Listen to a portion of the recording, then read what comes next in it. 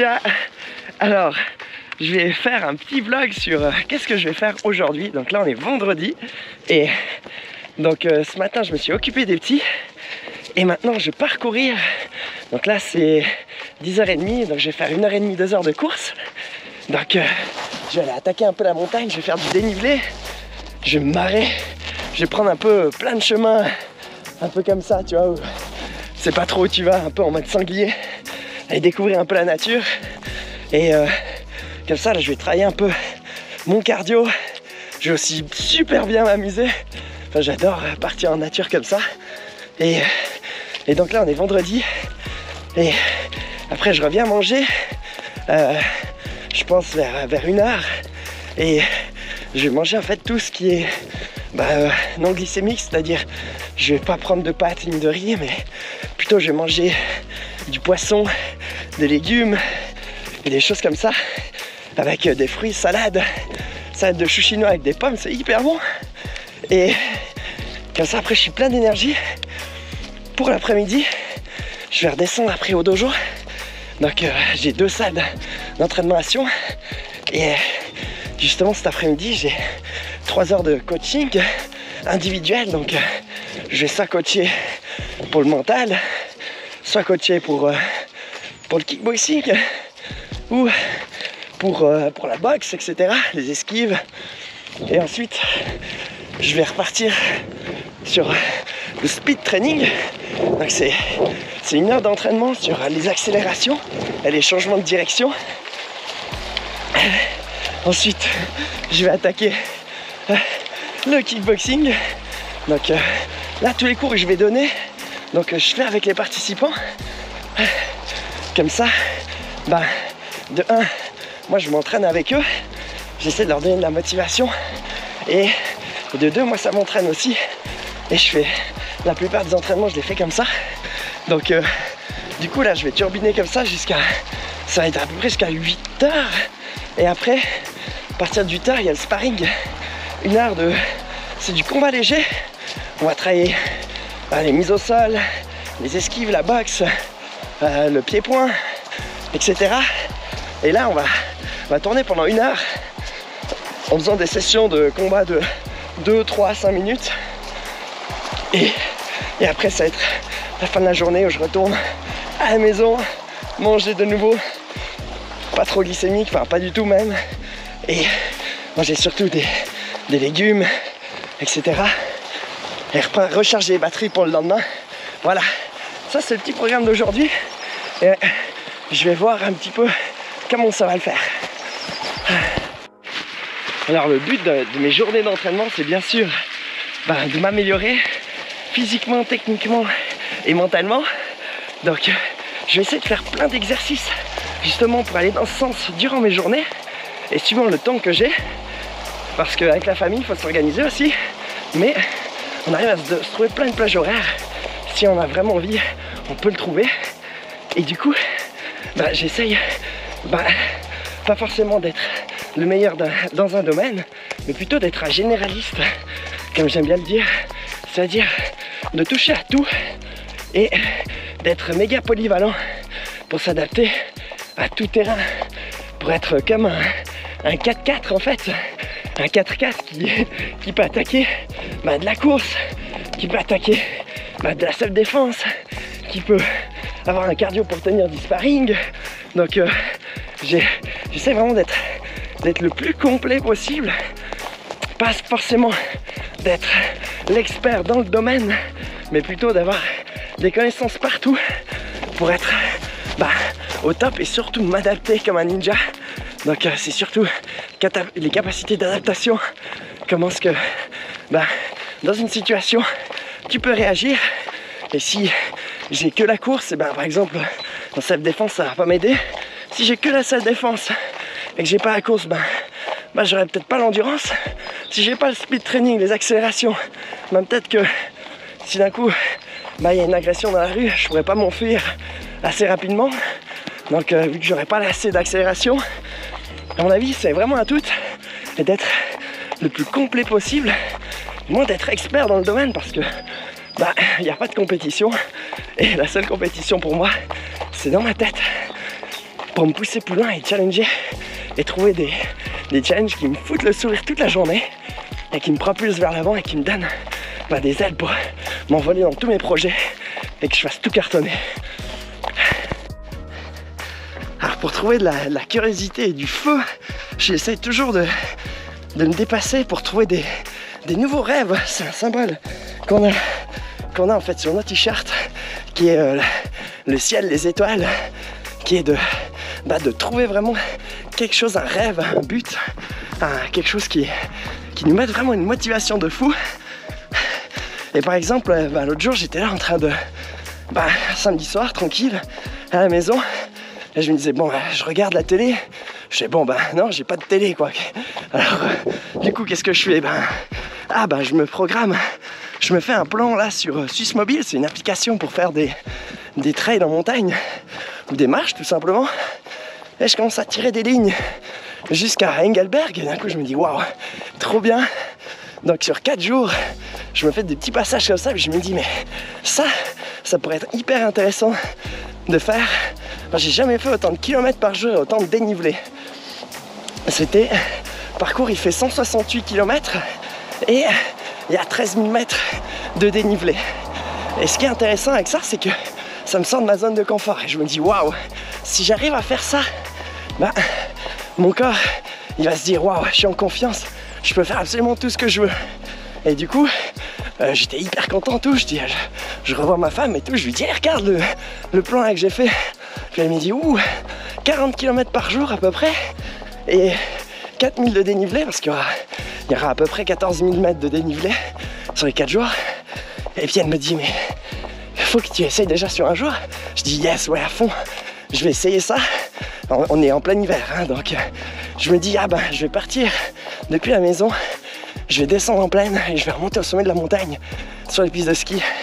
Et je vais essayer d'arriver jusqu'à 4000 de dénivelé et 40 km. Et j'avais jamais fait une distance, un dénivelé autant haut, autant positif, c'est-à-dire 4000 mètres de dénivelé. Et du coup, toute la semaine, je me réjouissais, mais comme un enfant, de cette sortie. Et j'imaginais tout ce que j'avais besoin. Tout se mettait en place. La nuit, je rêvais de ça. Et du coup, en fait, c'est là que tu commences à avoir le feu dans les yeux. C'est-à-dire que tu commences vraiment à trouver de l'énergie au fond de toi.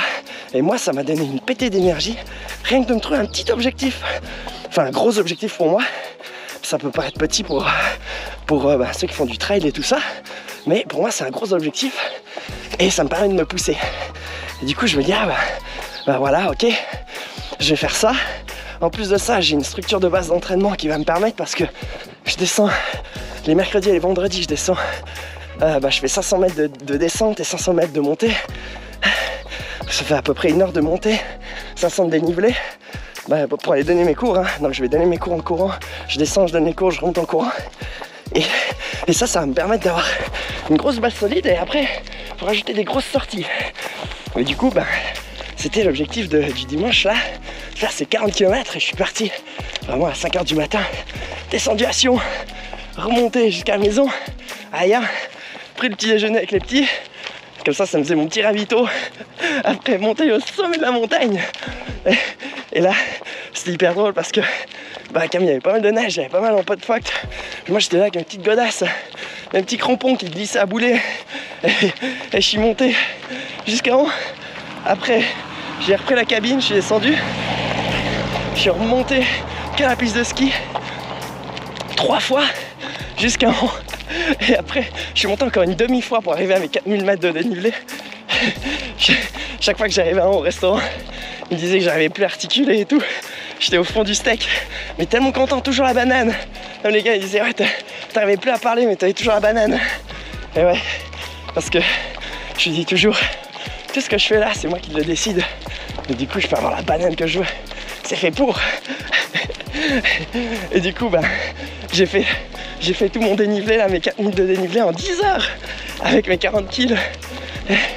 J'arrive à la maison, puis ça allait encore, et puis je me disais, mais waouh, j'avais jamais fait tout ça autant de kilomètres. Je me suis dit, mais en fait, j'arrive à trouver de la motivation à travers moi, et j'arrive à développer mon mental pour qu'il rigole en fait quand c'est difficile.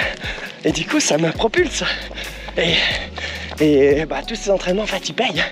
Et du coup bah, je fais un pas vers mon grand rêve qui me fait peur des 168 km. Et du coup bah, chaque fois que je vais courir je pense à ces 168 km et ça me garde la motivation à l'intérieur. Et plus j'y repense, plus j'ai le feu de continuer, plus j'ai le feu d'avancer et de me préparer.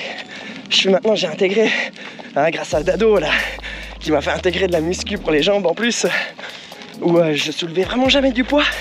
Et il y a un mois, j'ai démarré avec ça pour avoir plus de force dans les jambes, pour dans les montées. Et je fais que la force, les soulevés de terre avec une barre un peu triangulaire autour de moi, qui est assez facile pour soulever. Pas la barre droite, mais la barre un peu triangulaire, je sais pas comment ça s'appelle, mais hyper cool. Et du coup, je me suis dit, bon, je commence. J'avais mis 140 kilos, impossible de soulever. Je suis là, ouf. Après, je mets 120 kilos, j'ai réussi une fois. J'étais là, yes. Et chaque semaine, j'ai augmenté. Chaque semaine, j'essayais de faire 4 séries à mon maximum. Et dès que je voyais que j'arrivais à faire 4 fois 4 reps, donc 4 séries de 4 reps, je passais à un poids suivant.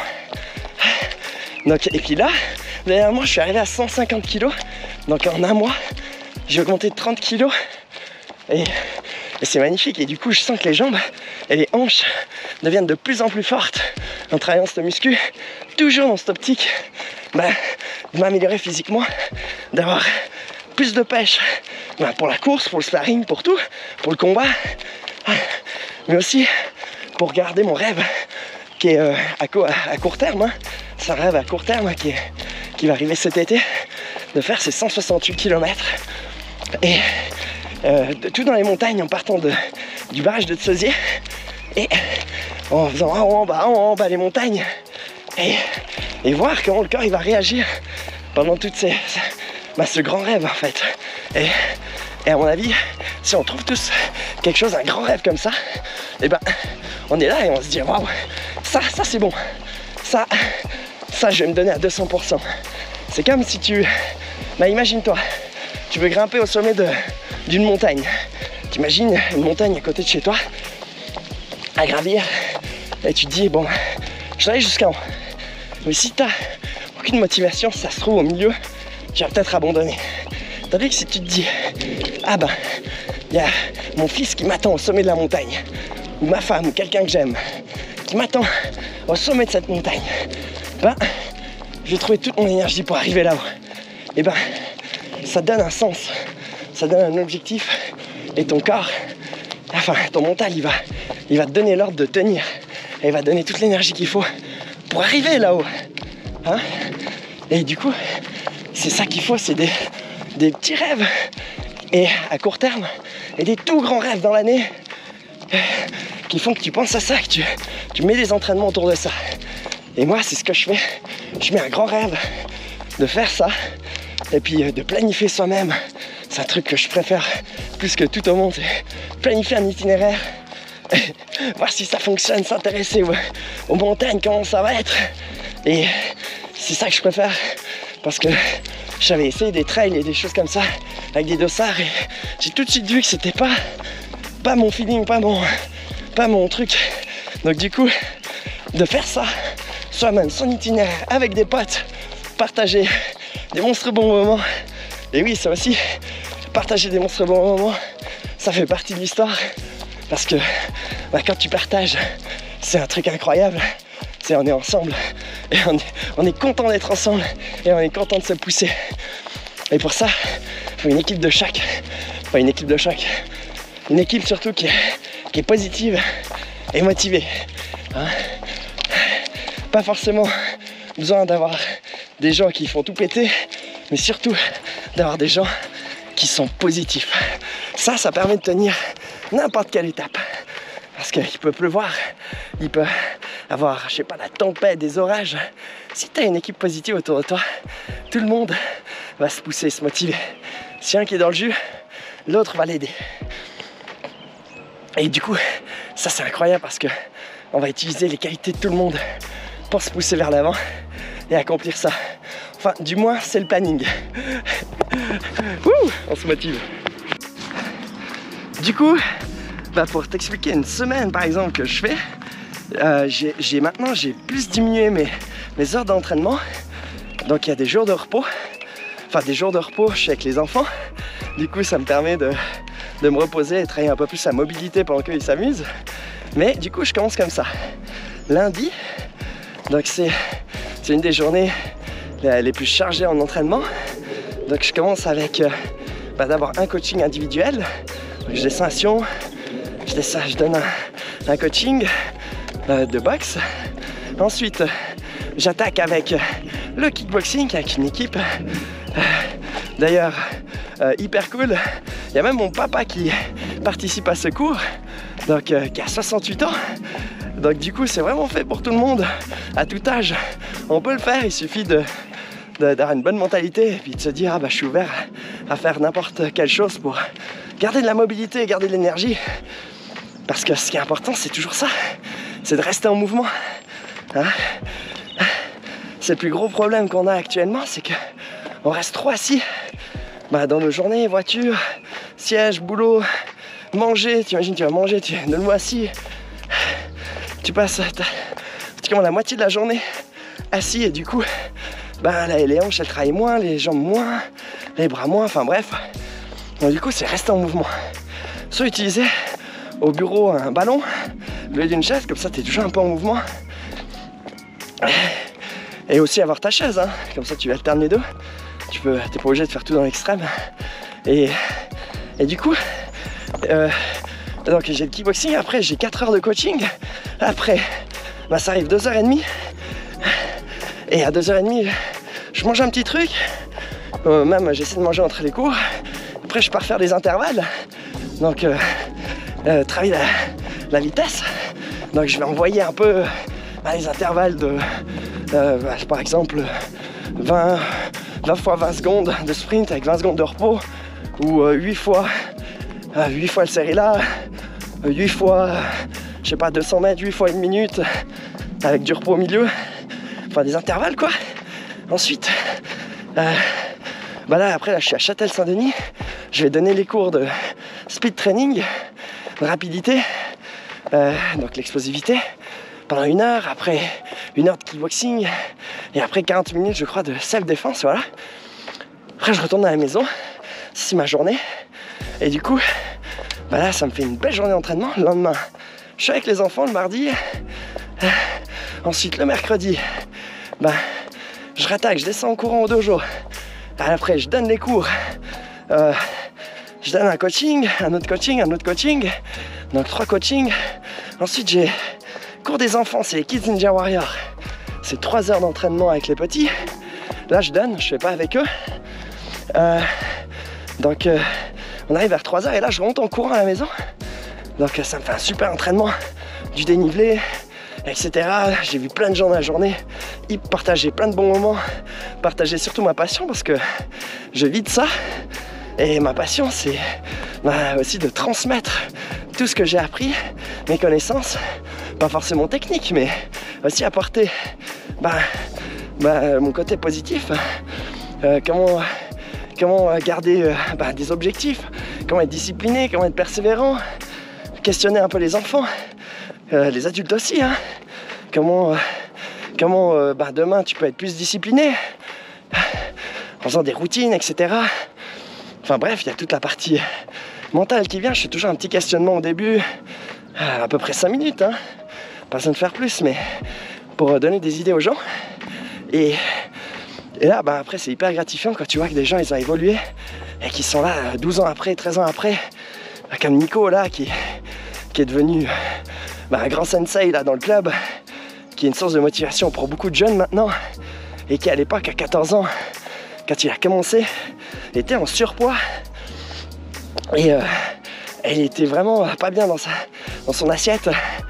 Et du coup, il a repris confiance en faisant les entraînements et il s'est poussé même si c'était difficile. Et il a trouvé comment se pousser et comment se motiver. Et du coup, tu vois un résultat comme ça après combien d'années, après 13 ans. Et il est là, il donne des cours, il est ceinture noire. alors qu'à 14 ans, il était au fond du bac. Du coup, c'est hyper gratifiant de voir les gens évoluer. Et pour moi, ça m'a fait la même chose quand j'avais commencé à 14 ans. 13 ans, j'étais pas forcément très bien.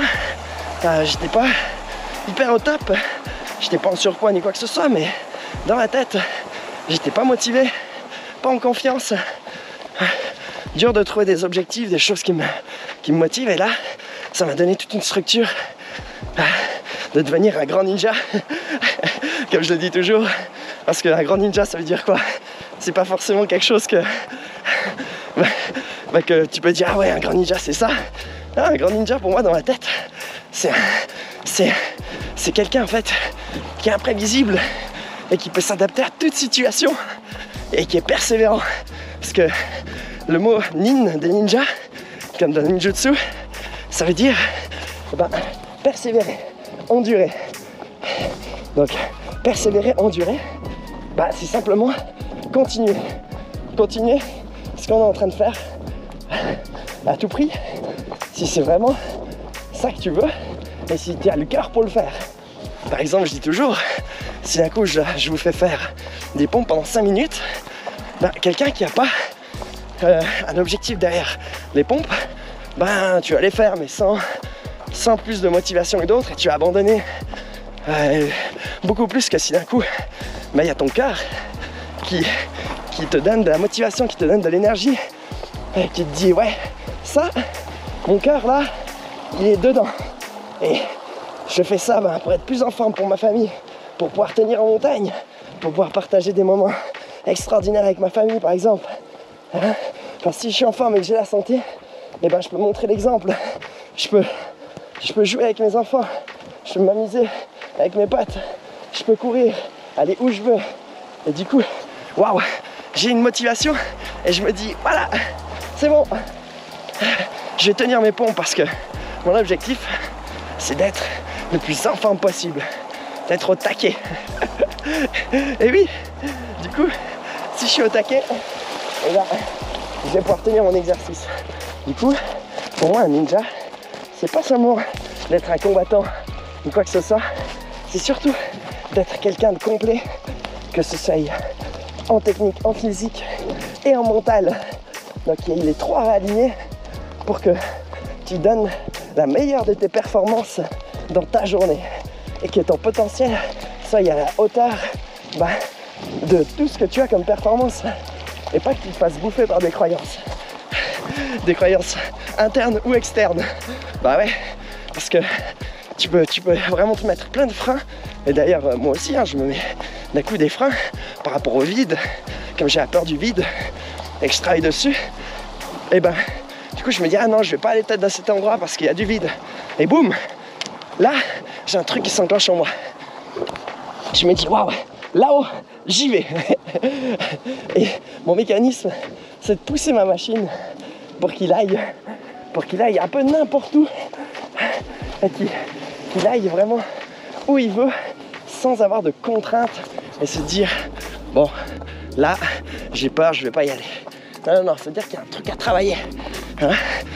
Et donc je vais pas me dire ah bon, ok, je suis victime de ma peur. Victime, ça veut dire que ok, c'est une réalité, j'ai peur, j'y vais pas.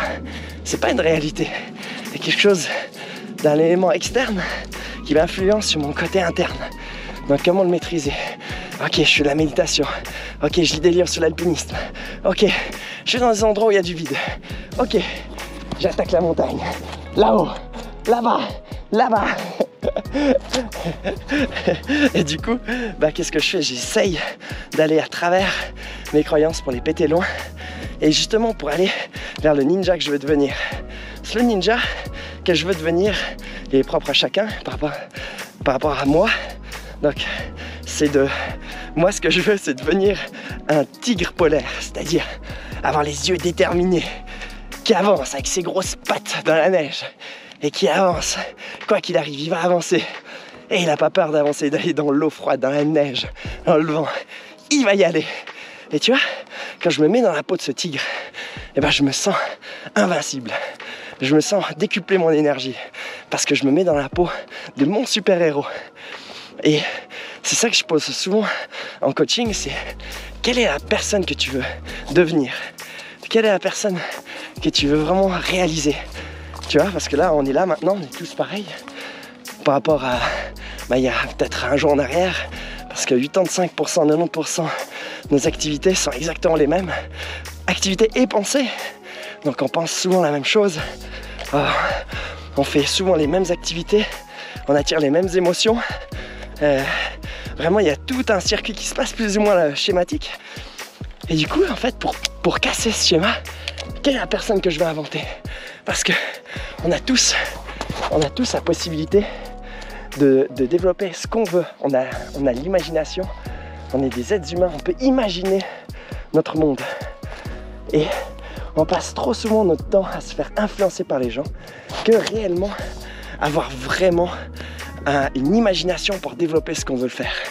Par exemple, de développer des capacités qu'on n'a pas. On regarde les capacités qu'ils ont les autres, mais on ne développe pas les capacités qu'on aimerait vraiment nous, à l'intérieur de nous, avoir. Et comment on peut imaginer? Eh ben, en prenant une feuille blanche et en écrivant notre futur, en dessinant notre futur, si tu es bon en dessin. Moi, je dessine un peu avec des petits bâtonnets, donc ça va pas le faire. Mais je dessine quand même un petit peu. Comme l'autre jour, je dessinais mon tendon pour qu'il guérisse. Je vais marquer des symboles forts. Il est fort, il est musclé.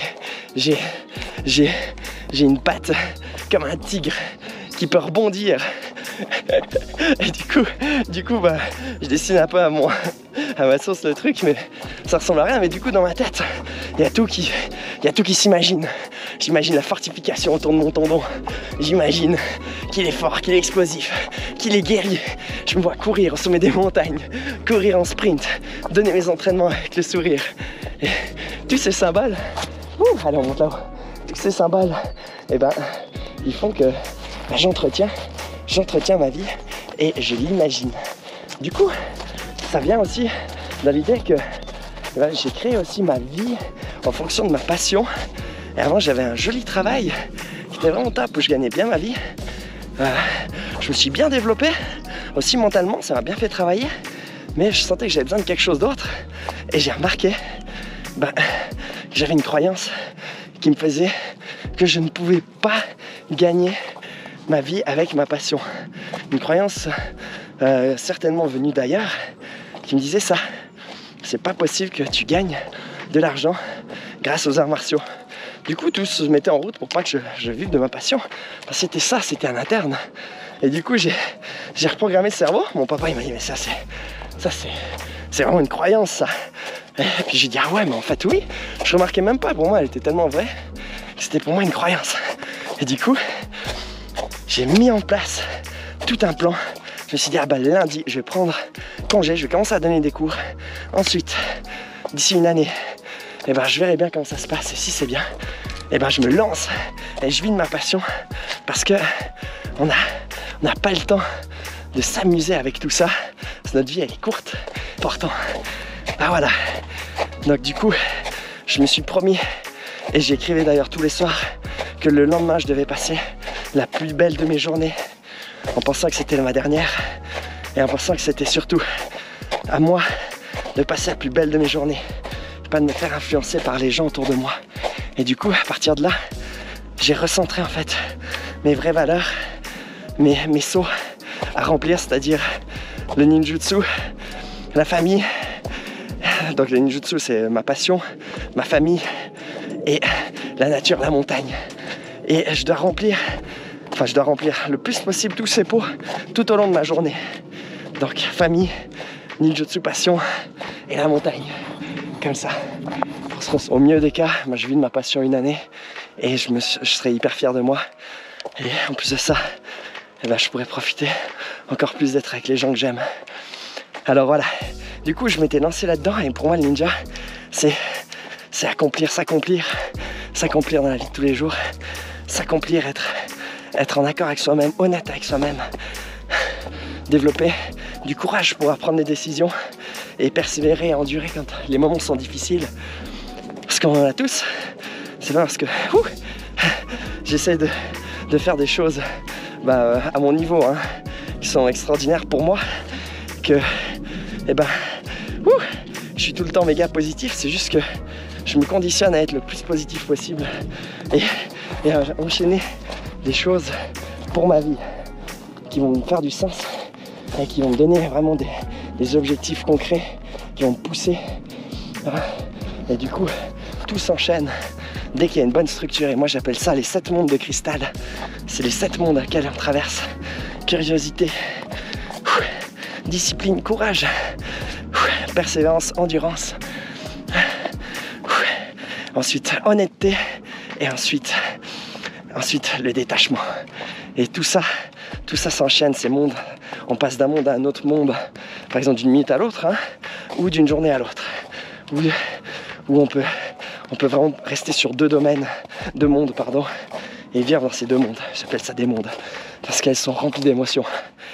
Et autour de cette structure, on va se coller le mental et les exercices, et bim, tout s'enchaîne pour progresser, pour s'entraîner, et pour devenir une meilleure version de soi. Et du coup, pour moi, le ninja, c'est ça. C'est être polyvalent, pas seulement dans le combat, montrer qu'on est fort dans un combat, mais montrer qu'on est fort partout. Enfin, qu'on est fort, qu'on tient, pardon. Qu'on est fort, ça veut un peu rien dire. Parce que tu peux avoir quelqu'un qui est hyper balèze, et qui tient bien dans un truc, dans un domaine. Tu le mets dans un autre domaine, il pète un plomb, et il n'arrive pas à tenir. Du coup, c'est ça. Comment être le plus complet et tenir dans tous les domaines. S'arracher et se donner cœur et âme avec son cœur dans le domaine qu'on a. Parce que rien de tel que quelqu'un qui a le feu dans les yeux. Quelqu'un qui n'a pas de feu, c'est quelqu'un d'éteint. Un zombie. Du coup, quand il parle, on le ressent direct. Si tu as quelqu'un qui parle avec passion, il peut parler de n'importe quoi. Par exemple, je sais pas moi, de la pétanque ou du lancer de fer à cheval ou n'importe quel truc qui est un peu peut-être qui peut paraître banal. La lutte, n'importe. S'il parle avec passion et t'es pris dedans et puis tu dis waouh, j'ai envie d'essayer ça quoi. Parce que le gars il a le feu dans les yeux. Et une personne avec le feu dans les yeux, et ben c'est ça qui est un ninja pour moi aussi encore. C'est que il peut se donner de la motivation et du cœur pour avancer et pour développer toutes ses compétences.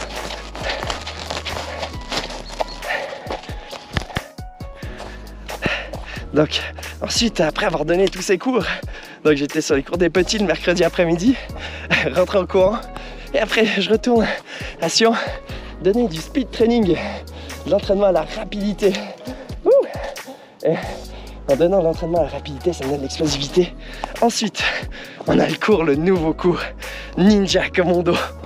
Oh là là, ce cours-là, c'est pour sortir vraiment de sa zone de confort. En fait, on va enchaîner des exercices de pompe, de traction, de course, de frappe, de lutte. Tout concentré sur 1 heure avec vraiment un mode guerrier pour laisser vraiment transparaître notre animal interne qui nous pousse plus loin et de voir qu'à la fin on est fiers de nous d'avoir tenu quelque chose de difficile. Et ensuite, après cette heure, donc c'est soit en extérieur, soit en intérieur, soit les deux. Il y a des parcours aussi dans les anneaux, parcours aérien, anneau, donc tu attrapes un anneau, tu montes sur une échelle suspendue, tu sautes, après tu enchaînes des pompes, des tractions, etc. Tu développes tout ton corps. Et après cette heure, donc tout le monde est super fier d'eux-mêmes. On passe à la pratique de ninjutsu avancé qui est là pour vraiment laisser ressortir tout ce qu'on a appris durant la semaine. Nos techniques et tout, tac tac tac. Donc on part sur par exemple un coup de poing. Et hop, tu travailles n'importe quelle technique sur le coup de poing, un coup de pied, et tu enchaînes. Tu enchaînes. Plein de techniques pendant 45 minutes. Tout ce que tu veux vraiment en libre. Et là après c'est fini. Après le lendemain, c'est le moment avec les enfants. Donc belle journée avec les enfants où on se repose, on court, on fait de la mobilité, enfin un peu de tout. On profite d'être en nature, en montagne. Et ensuite, qu'est-ce qui se passe? Vendredi, de nouveau à la famille jusqu'à midi, enfin jusqu'à 10h. Après je vais courir 2 heures comme là je suis en train de faire. Donc faire du dénivelé. Ouh. Là j'arrive bientôt dans une zone où il y a de la neige et tout. Me barrer vraiment en mode sanglier, donc aller un peu n'importe où. Et puis après, bah, comme je l'ai dit, j'ai 3 heures de coaching je crois, voilà, ouais. Après j'ai les entraînements, speed training, kickboxing et sparring, donc du combat. Après je rentre à la maison et le week-end c'est avec la famille où on va profiter tous ensemble des journées extraordinaires, des moments ensemble. Voilà, ça c'est ma semaine.